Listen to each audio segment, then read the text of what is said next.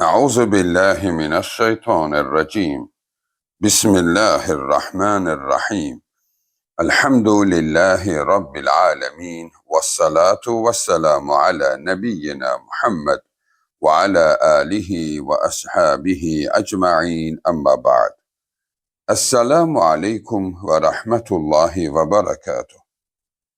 Değerli dinleyiciler, bugünkü mövzumuz qorxu barəsində olacaq ki, qorxmağın özünün Allahın dininə görə haçan faydası var, haçan zərəri var. Hansı qorxu icazəlidir, hansı qorxu icazəli deyildir. Bu mövzu olacaqdır. Değerli insanlar, əlbəttə ki, biz bilirik ki, qorxu bir emosiyadır. Yəni, əslində qorxunu Allah insan fitrətinə qoymuşdur. Amma ona sərhəd qoymuşdur. Hər qorxuya aid deyil. Diqqətlə dinləyək ki, çünki qorxunun elə qismi vardır, səni cənnətə aparır.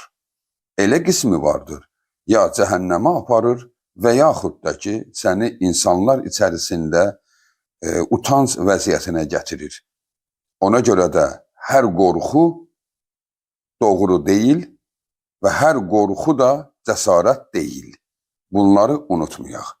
Cəsarət və qorxu, bunların arasındakı fərqi hökmən və hökmən bilməliyik. Çünki bunları bilməyənlər ya azğın oldular, ya da ki, insanlar arasında qorxaq adlandılar. Heç biri yaxşı deyil. Amma bunun bir növü də vardır ki, insanı ucaltdıqca ucaldır. Həmən qorxu. Bəli, deməli, qorxu özü təbii bir emosiyadır. Beyin anlamadığı bir şey qarşısına çıxanda avtomatik olaraq insanda həyəcan emosiyasını yaradır, qorxu emosiyasını. Yəni, beyin deyir, getmə, etmə. Çünki bilmir, ilk dəfə qarşılaşıb. Yəni, beyində bu barədə məlumat yoxdur. Ona görə insana avtomatik bir həyəcan təbiri çalır və insan qorxur. Və o işi görmür. Bəli, hansı işdir ki, beyin bu emosiyanı yaradanda, onu etməyəndə uğurlu olur, hansıdır ki, uğursuz olur. Değerli insanlar, buna görə də hökmən və hökmən qorxunun növlərini bilmək lazımdır. Qorxu əslində vardır təbii qorxu. Bu qorxu icazəli qorxudur. Yəni, əslində Allahın bizim fitrətimizə yerləşdirdiyi zehnimizdə olan bu qorxu siqnalı təbii qorxulara aiddir. Buna deyirlər psixologiyada real qorxu. İki qismdir. Fiziki qorxu, psixoloji qorxu. Fiziki qorxu, misal üçün aslandan qorxmaq. Aslan hücum edir. Biri desə ki, mən hünərliyəm, mən cəsarətliyəm, aslandan qorxmuram, səfehdir. Deməli, beyni düz işləmir. Çünki beyin o siqnalı verməli idi buna. Ki, qaç, səni parçalayacaq. Yəni ona gücün çatacaq bir şey deyil. Bu fiziki qorxudur. Yəni fakt, göz qabağında olan qorxu. Bir də var, psixoloji qorxular vardır. Yəni əslində qorxunun göstərmək olmur. Misal üçün bir insan sevdiyini itirməkdən qorxur, dostluğunun pozulmasından qorxur, ata-övlad münasibətlərinin pozulmasından qorxur. Bu cür qorxular mənəvi qorxulardır. Yəni göstərmək olmur, hissdir, duyğudur və emosiyadır. Deməli, bunlar təbii qorxulardır. Bu qorxular səni ucaldar. Sən dostluq münasibətlərini pozmayasan deyə nə qədər çaba göstərərsənsə, o səni ucaldar. Allah yanında da səbirli, mətanətli birisi olarsan. Çünki qorxursan dostluğu itirməkdən, ata-ana sevgisini itirməkdən, sevdiyin birini itirməkdən qorxursansa bu mənada bunlar təbii qorxulardır, bunlar gözəldir və gözəl emosiyadır. Bu insanı ucaldır və insanı sevdirir. Bu növ qorxuların içində, bu qorxuların tacı, bu qorxuların ən gözəli Allah qorxusudur. Yəni icazəli qorxunun içində ən gözəl qorxu Allah qorxusudur. Əslində bu özü ibadət növüdür. Çünki Allahdan qorxmaq ibadətdir. Daha doğrusu, üzr istəyirəm, qorxu ibadətdir. Allahdan qorxsan ibadətdən sayılır. Allahdan qeyrisindən qorxsan, bu isə şirk sayılır. Yəni, ən nəhəng günahların içində sayılır.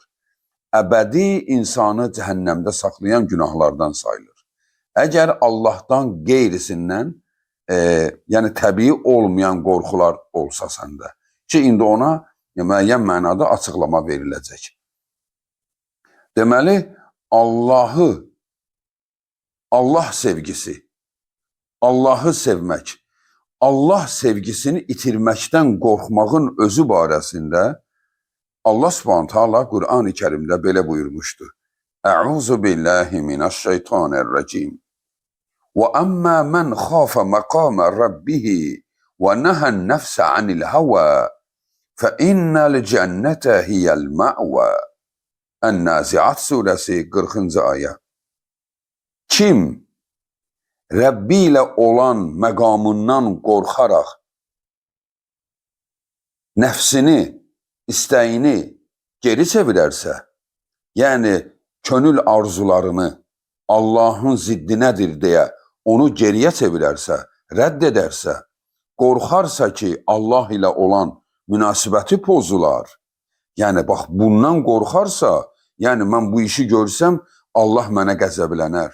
Mən bu işi görsəm, axı bu günahdır, olmaz, cəhənnəm əhli olaram. Bax Allah deyir, bu qorxu olan insanların yeri məva cənnətidir. Məva cənnəti cənnətin növlərindən birinin adıdır. Yəni Allah müjdəliyir, Allah ilə olan münasibətlərinin itməsindən qorxmağı. Deməli, ən gözəl qorxudur. Allah ilə olan münasibətin itməsindən qorxmaq. Allahdan qorxmaq. Hətta Allah buna, kim Allahdan qorxursa ona ad qoymuşdu. Muttaqi.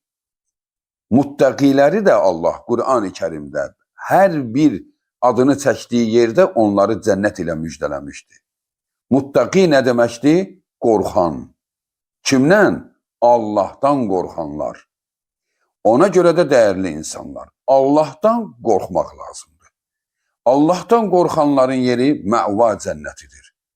Ən uca cənnətlər növlərindən biri. Çünki Allahdan qorxur.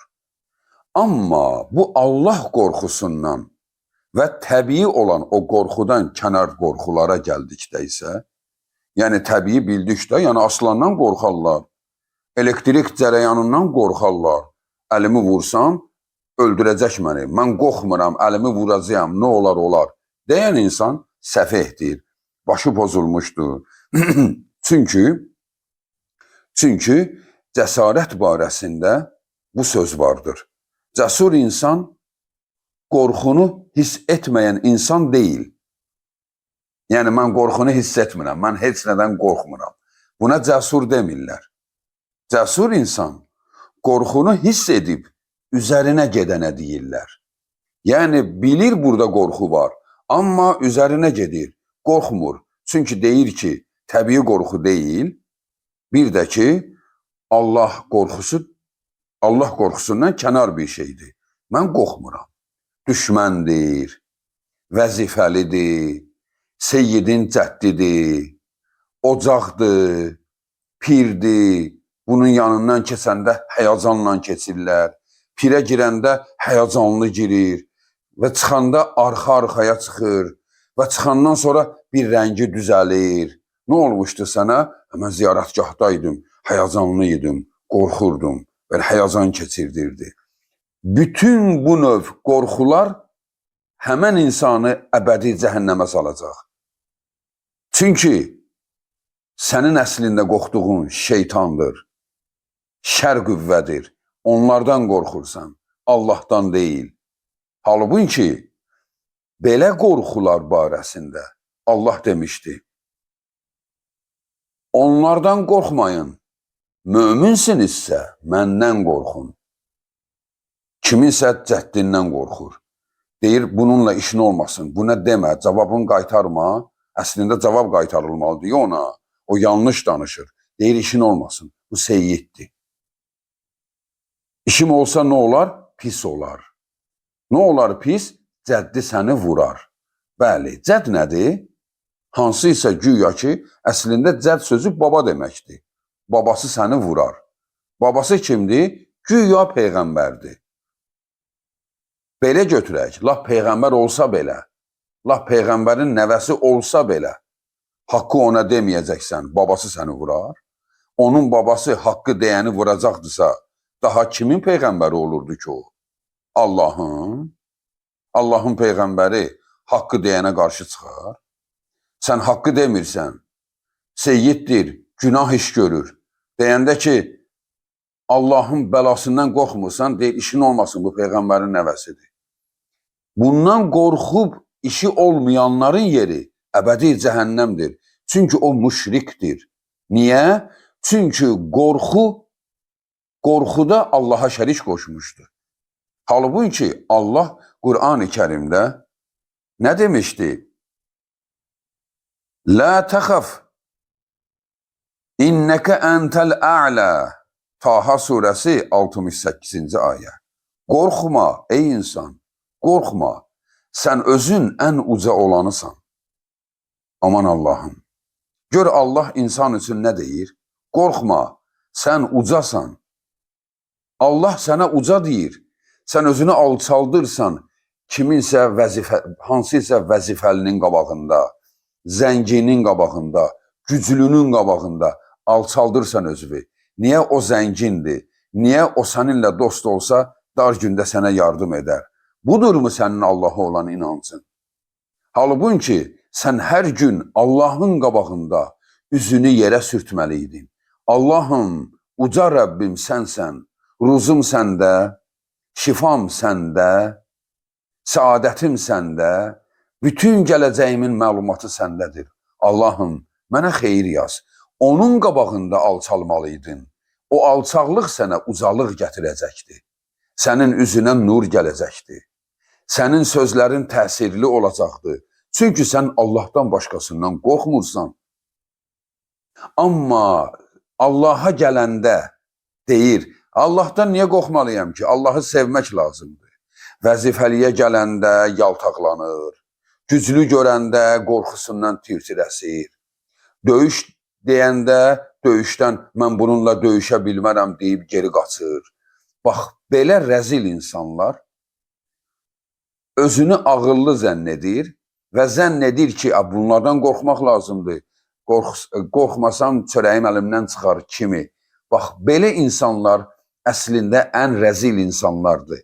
Sadəcə olaraq özünü körluğa, karlığa qoyub, özünü eşitməməzlikdən gətirir. Halbuki, hələ insanların gözündə də o rəzildir. Çünki qorxmamalı birindən qorxur. Qorxmamalı birindən qorxur. O insanın nəyindən qorxursan? Deyilmir ki, vəzifəliyə hörmət etmə. Deyilmir ki, məmuru alçalt. Yox, rəhbərinə hörmət et. Səndən böyünə vəzifədə, yaşda böyünə hörmət et. Hörmət et, qorxma. Qorxmazlar. Qorxu yalnız Allahdan olanda insana ucalıq gətirir. Və bir də o şeydən qorx ki, o gerçəkdir. Gerçəkdir. Yəni, bu hündürlükdən hoppansan, qolqıçın sınacaq və qorxursan, deyirsən, yox, mənim buna hünərim çatmaz. Bu ağıldır, bu iradədir, bu mətanətdir. Amma döyüşdür. Döyüşdə vətəni, namusu, dinini qorumaq lazımdır. Mübarizə aparmalısan. Deyirsən, yox, bura girməli yer deyil. Yox, bunlar güclüdür. Baxın, Bəzi dəvətçi insanlar da bəzən belə danışır. Deyir ki, bax, əks tərəfin silahı sənin silahından güclüdürsə, onun ordusu sənin ordundan güclüdürsə, müdaxilə etmə, çəkil geri. Bu taktikadır. Xeyr, heç vaxt doğru söz deyil bu. Heç də doğru söz deyil. İslam tarixinin ən qızıl günlərini, ən təravətli günlərinə baxanda həmişə müsəlman ordusu kafirlərin ordusundan zəif olublar.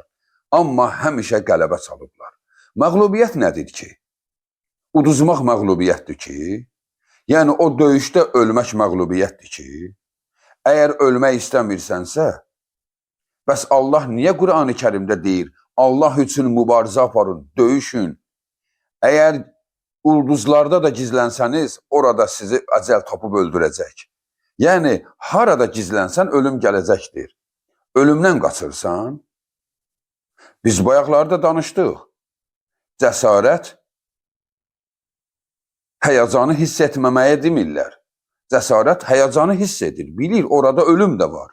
Amma düşünür ki, Rəbbim məndən bunu tələb edibsə, mən onu etməliyəm. Ölüm olsa belə, həmən ölümə deyirlər şəhid. Allah deyir, ona ölü demə. Çünki o, ölümün gözünə dik baxaraq getdi. Ölü kimə deyilir? Evində, yatağında ölənə. Xəstələnib ölənə. Yəni, əksəriyyətimizin durumuna. Amma ölümü gözünün önündə görüb də gənc, sağlam, həyat arzuları olan, dünyada sevdiklərini olan, hamını arxaya çəkib də Rəbbini önə qoyub, ölümün gözlərinə dik baxaraq gedənlərə şəhid deyirlər. Çünki bu cəsarətlidir. Çünki bu hesablaya bildi ki, nədən qorxarlar. Mən Allahdan qorxum. Mənim ailəmi də Allah qoruyacaq, namusumu da qoruyacaq. Mənim özümü də ötəki dünyamda qoruyacaq. Bax, əsli qorxu budur, dəyərli insanlar. Belə qorxmaq lazım deyil. Özü də qorxuda psixoloji olaraq bir sinir vardır. Bax, bir şey gördünsə qorxdun, geri çəkilmə. Geri çəkilmə. Çünki qorxduğun bir şeydən geri çəkilsən, sən həyatı boyunca standartların aşağısında yaşayacaqsan. Misal üçün, ticarət eləmək istəyirsən, pulunun itməyindən qorxur. Sağlamlıq axtarır, idman etməlidir, birdən yıxılaram, qolum əzilər, ondan qorxur. Döyüşə girməlidir, birdən ölərəm, ondan qorxur. Bunlardan qorxma. Bunlardan qorxsan, cəsarətsiz, qorxaq, ucuz bir insan olacaqsan. Amma irəli getsən, çünki insan niyə qorxur?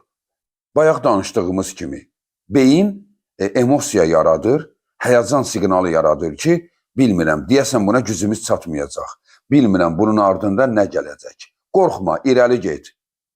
O işi aşırtdıqdan sonra özün görəcəksən ki, Allahım, nə yaxşı oldu mən buna cürət etdim. Çünki bütün ixtiralar, bütün kəşflər, bütün zəfərlər, hamısı əvvəl qorxunun pərdəsinin arxasında olmuşdur. Onlar qorxmayanlar, cəsarətli insanlar o pərdəni yırtıb qələbə çalır. Döyüşdürsə qələbə çalır, ölsə şəhid olur. Elmi araşdırmalardırsa, birinci xətasından, ikinci xətasından sonra gözəl bir praktika gəlir. Tədbirli olur, işini tapır, elmi kəşf edir, hünərini ortaya qoyur və cəsarətli bir insana çönür. Ona görə də qarşıda olan hər şeydən qorxmazlar. İmtihana gedirsən, baxın, övladlarımız oxuyur, imtihana gedirlər. Neçə insan vardır ki, bildiyi bilgini imtihanda itirir. Niyə? Yersiz qorxduğuna görə. Çünki beyin də elə bir orqandır ki, qorxunun bir həddi var. Elə ki, bədən titrəməyə başladı, bilginən ki, artıq beyin normal qorxu həddini aşmışdı. Bədənə qana zəhər ifraz eləyir. Bəli, qana zəhər ifraz olunur. Həmən anda, həmən şəxsin qanı rəngi tündləşir və qatılaşma gedir qanda. Çünki beyinə yersiz qorxu planları verirsən. Birdən belə olacaq, cavab verə bilməsəm necə olacaq, bu qədər pul xərcləmişəm, bu qədər illərimi sərf etmişəm buna, mən bu imtahandan pis çıxsam necə olacaq, atam nə deyəcək, anam nə deyəcək? Bax, bütün bu qorxular əslində sənin əzbər bildiyin bilgini məhv edir. Atır arxa plana, artıq beyin kilitlənir o həyəcana. Nə olacaq, mən nə edərəm? Beyin ona kilitlənir, bütün yaddaşı itirir. Bax, özünü yersiz yerə problemə saldın. Və yaxud da ki, bir iş görəcəksən, həmin işi görmək üçün düşünürsən, birdən mənim etdiyim olmaz. Olmaz, maksimum zərər edərsən, maddi. Amma o sənə praktika olar. Öyrənərsən, ikinci dəfə onu bacararsan və ikinci dəfə onu bacardıqda isə sən irəli addımlayacaqsan, ixtiralar edəcəksən, tədbirli olacaqsan və özün də zehnin də geniş olacaq və bir də ki, sənin beynində bilmədiyin işlər qabağına çıxanda qorxu hissi itəcək. Qorxmayacaqsan. Olacaqsan cəsur. Cəsur ona deyirlər. Yəni, hər bilmədiyi qabağına çıxanda geri çəkilənə demirlər. Bilmədiyi qabağına çıxanda bir analiz eləyir. Görsə ki, normalda insanın görə biləcəyi işdir. İrəli get, qorxma. Məlumatın, elmin var, get irəliyə və bunun qələbəni çalacaqsan və beləliklə də bu işi aşırıb həm özünə, həm bəşəriyyətə xeyirli ixtiralar kəşf edəcəksən. Və ona görə qorxmaq lazım deyil. Baxın, dəyərli insanlar, biz əgər Allahın bizdən tələb etdiyi formada yaşasaq, həm qorxu hissləri səndən gedəndən sonra sən normal həyat tərzi yaşayırsan, qabağına da bir iş çıxanda üzərinə gedirsən, qorxmursan. Qaranlıqda nəsə keçdi qabağımdan, qaçma geri. Bax, geri qaçsan, bir ömür oradan qorxacaqsan. Filan yerdə o nə idi? Həmən yerdən keçməyəcəksən. Həmən yerin qorxusu həmişə sənin içində qalacaq. Amma sən orada nə idi keçdi? Normal düşünürsən ki, nə olub olsun. Yoxmu, qaranlıq idi, cin şəkili düşdü, kameraya düşmüşdü. Hamı nağıllarla insanları qorxudurlar ki, çünki qorxu hissi olan insan zəif insandır. İrəliyə getmir, ancaq tabi olur kiməsə, kimsə ona nəsə iş tapşırsın. Cəsarətli insan isə qorxaq olmur, özü yol açır. Ona lazım deyil kiminsə yolu ilə getsin. Özü yol açır, öz yolu ilə özü gedir. Bir də bunun əksi nədir? Psixologiyada ipoxondra deyiləcək bir qavram vardır. İpoxondra. İpoxondra nədir? Bəlkə də çoxunda bu problem vardır. Misal üçün, böyrü ağrıdı, böyrü ağrıyır böyrəyi. Əlini qoyur böyrəyin üstünə, düşünür. Aman Allahım, birdən bu böyrəyim dayanarı, birdən xərçəng oları, birdən böyrəyimi kəsərlər, birdən elə edərlər və düşür bir ipoxondra durumuna. Psixologiyada buna ipoxondra deyirlər. Yəni, sadə xəstəlikdir. Misal üçün, böyrəyində vaspeleniya var idi. Biraz isti saxlamaqla, bəzi yüngül bitkiləri içməklə onu təmizləyə biləcəkdir. Amma ki, bu, o həyəcanı keçirtməklə ola bilsin ki, gerçəkdə də o öz bədəninin həmən yerində ciddi problem yaratsın. Çünki bu özü-özünə təlqin ilə həmən orqana zəhərlər göndərir. Həyəcanla, yersiz yerə. Başı ağrıyır. Bəlkə də qrip keçirdir, xəbəri yoxdur. Başı ağrıyır, anında düşünür. Deyəsən, məndə migrendir. Niyə? Keçən dəfə də ağladı, ardıcıl neçə dəfə ağrıyır. Bax, beləcə düşünür və ola bilsin ki, gələcəkdə onda həqiqətən də migren yaransın. Səbəbi ipoxondradır, özü etdi. Bəli, dəyərli insanlar, baxın, yersiz qorxu insanı məhv edir. Amma həqiqi qorxu, Allah qorxusu isə insanı cənnətə aparır. Necə ki, Ən-Naziat surəsi 40-cı ayəni oxuduq. Ona görə də dəyərli insanlar, Sən qorx Sırat körpüsündən necə keçəcəksən.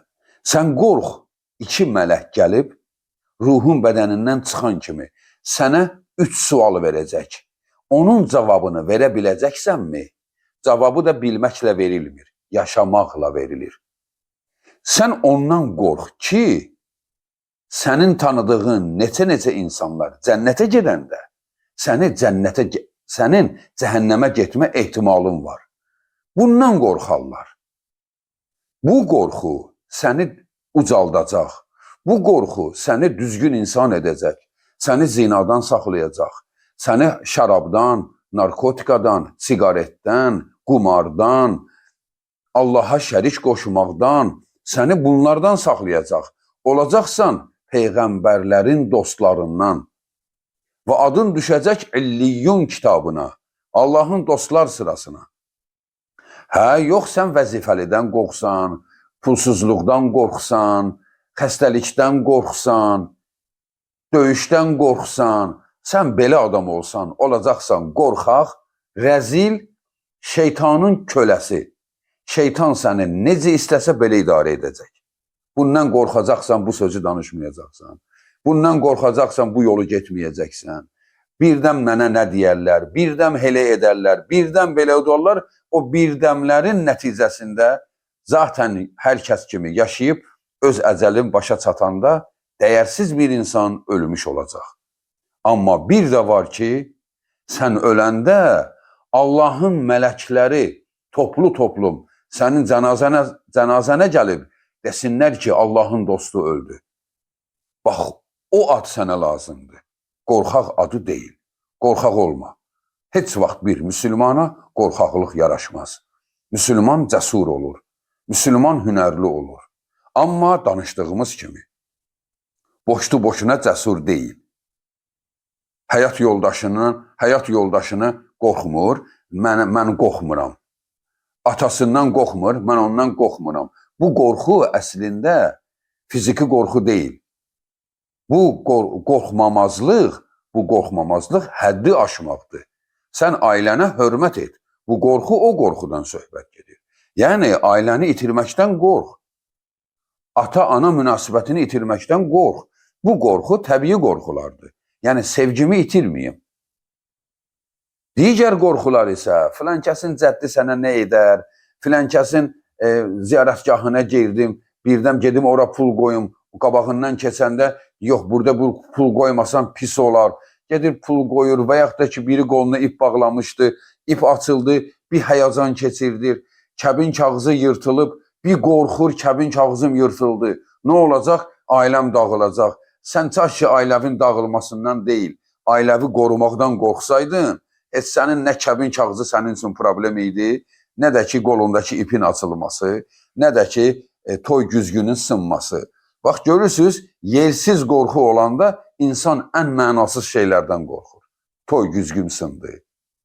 Nə bilim, üzüyüm əlimdən düşdü, itdi, nəsə olacaq. Bax, belə yersiz qorxular hamısı şirkdir, insanı əbədi cəhənnəmə apara bilər.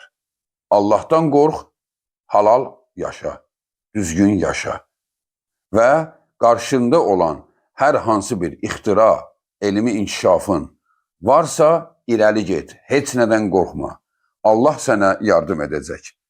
La təxaf innəni ma'kumə əsma'u və əra. Taha surəsi 46-cı ayə. Allah deyir, qorxma, mən sizinləyəm, mən eşidirəm və mən görürəm. Bu bizə bəs edər. Vəssalamu aleykum və rəhmətullahi və bərəkatuhu.